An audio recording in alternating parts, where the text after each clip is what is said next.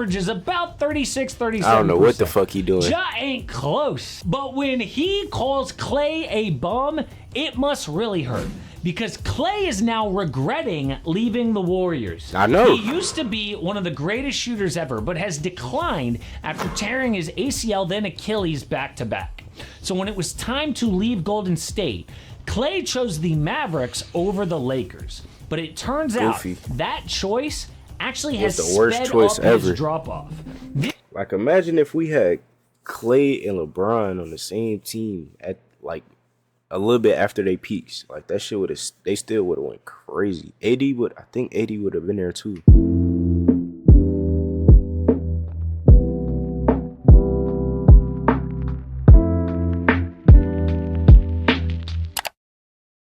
Bruh. I be tapped in, but I ain't that tapped in, fo. Maybe this happened like on the years that I wasn't watching or some shit, right? Cause I ain't know Klay and Ja had beef, twin. When the fuck Klay and Ja had beef with these niggas? Hey, before we even get into the video though, we need 15 likes on that motherfucker. We ain't doing 10 no more.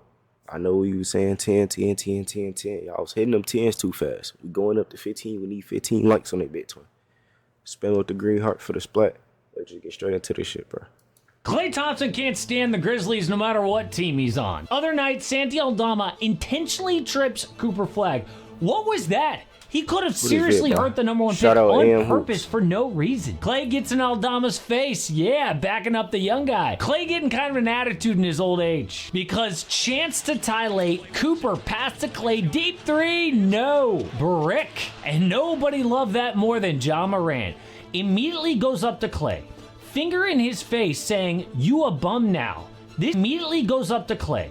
Finger in his face saying, "You and Ja Morant." Hey, I love Ja, bro. Up to Klay. I just can't unsee the 1300 Saint in this nigga though. Like, them niggas look exactly alike. This nigga look just like 1300 Saint. Finger in his face saying, "You a bum now." This is clearly personal.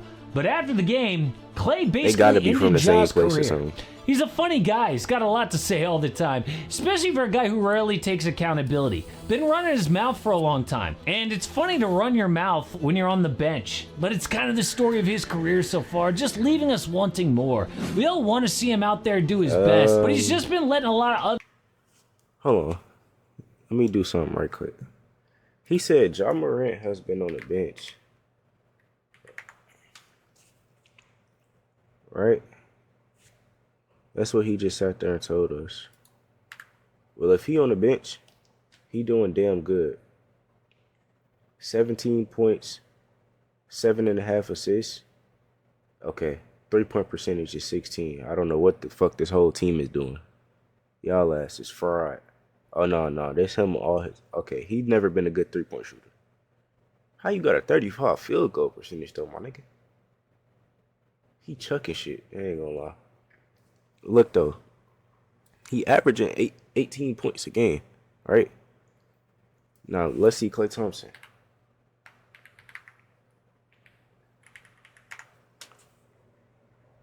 My guy, you averaging 11 points.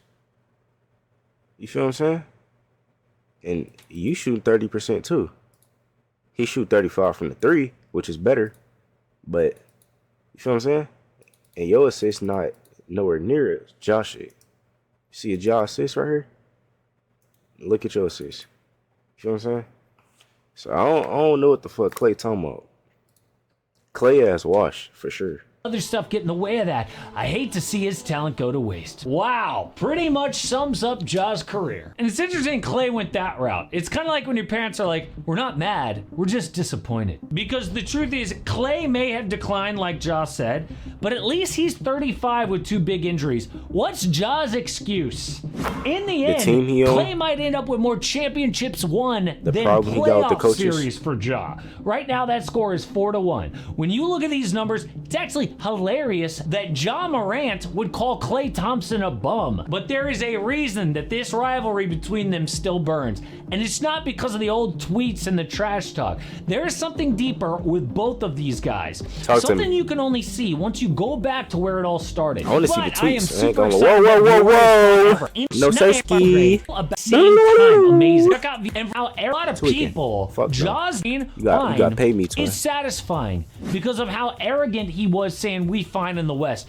But for Klay, it is deeper. Grizz got a little success and started acting like they took over the NBA. Hey. Like beating Golden State in the regular season and started Hey, we need this job back, bro. Like beating Golden State in the regular season. Triple J tweeted strength in numbers, mocking the Warriors team motto. But the next season, it got physical. In the regular season, Steph was boxing out Dylan Brooks, who pushed him to the ground, almost hurt Steph on a dirty play. But in the playoffs, Memphis succeeded in hurting a Warrior. On a fast break, Brooks pulled Gary Payton to the ground, breaking his elbow. Now it was personal. So when they won the title, Klay let everyone know all the little trash talk and tweets were actually motivation. There was this one player on the Grizzlies who tweeted strength in numbers after they beat us in the regular season, and it pissed me off so much. I can't wait to retweet that thing. Freaking bum. Okay, and I know what a lot of you are thinking right now. Klay just called someone a bum. How is that any different than Ja Morant? Because Klay is literally sitting on a championship podium. Ja was in sweats on the bench in the regular season, and Ja's never won anything.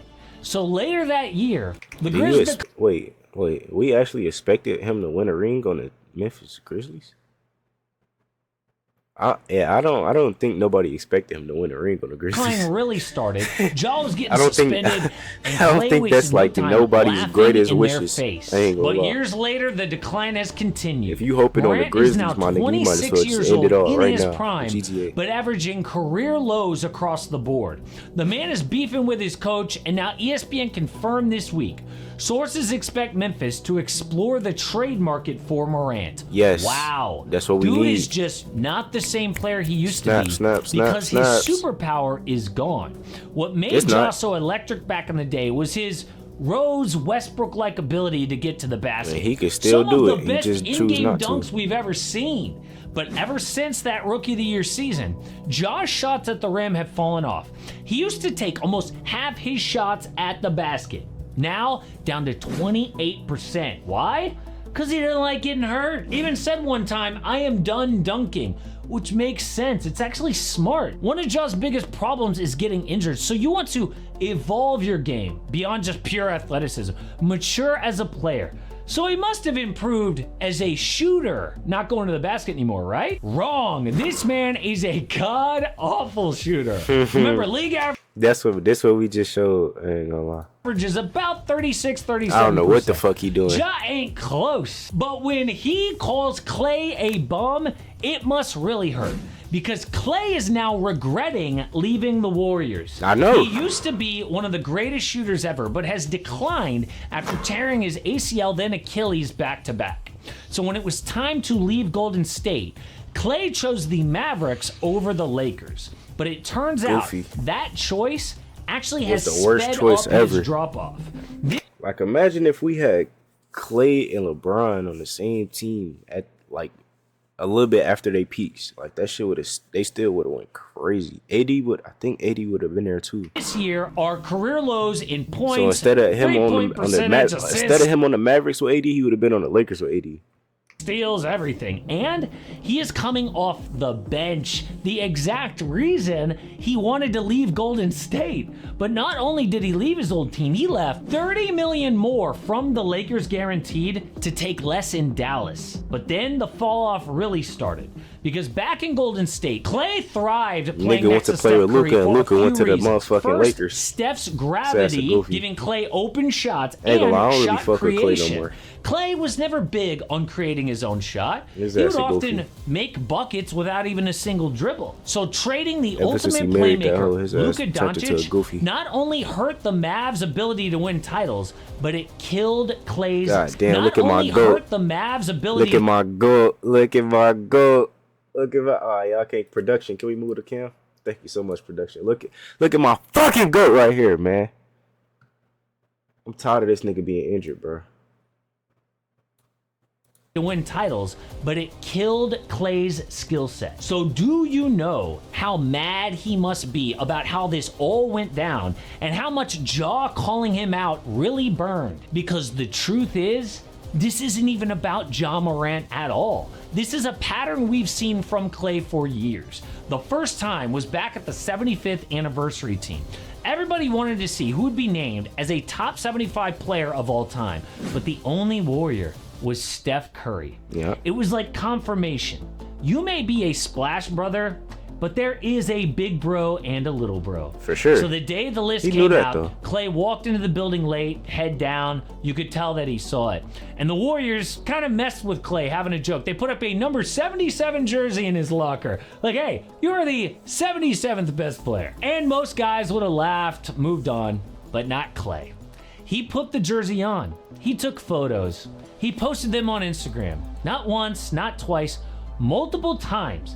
Then he brought it up again months later after he had a good game. It's like, okay, dude, we get it. Your feelings were hurt. But he also had countless times when after he had a good game, Klay would say things like, yeah, people forgot who I am. Or, y'all act like I've never done anything before. It's like, no, dude, nobody forgot. Yeah, what is no. wrong with you? But the most insecure moment from Klay since coming back from his injuries, October 22, Warriors Suns. Early season, Phoenix came out hot. Devin Booker was torching Golden State. Klay Ain't gonna was lie, D-Books so fucking slept on, man. struggling, missing shots, getting beat off the dribble. The whole frustrated. Suns team And slept Booker, on. I ain't who gonna never lie, they misses just a fucking chance to talk obliterated trash, the started Lakers chirping. tonight. Now in last Klay's night. prime, he barks back, but locks in, drops 37 a quarter. And it's crazy because they obliterated the Lakers. No Devin Booker, and Luka dropped damn near 40 points. So like, shit had to be shaking. The fucking Suns is But tough. this was post-injury Klay. A Klay who wasn't moving the same, and he knew it. So the chirping got to him. Midway through the third, after Booker hit another jumper, Klay turned and went right to him. And not a little trash talk, full on chest to chest yelling. Officials stepped in immediately, but Klay kept escalating. He held up 4 fingers, then held him up again, higher this time, making sure that Booker saw everyone. 4 rings! And he was yelling it over and over. That's not confidence. That's defensiveness. Yeah. That is pride protecting itself. Yeah. Booker said afterward, he was talking crazy. I mean, I love Klay, but I don't know what that was. Klay got ejected. The first ejection of his entire NBA career. Look And at as Steph, he walked like, off, man, didn't look chill the fuck triumphant. out, bro. He looked rattled. So what we just saw in Dallas was yet another example of late career Klay struggling with his decline. And it just so happened to be the exact wrong person to call him out on it. But speaking of decline, the LA Clippers Man. are having the season from hell so far. Ain't gonna but lie, it if y'all actually ain't watched the Clippers vid, y'all go watch that Clippers vid, bro. I ain't gonna lie.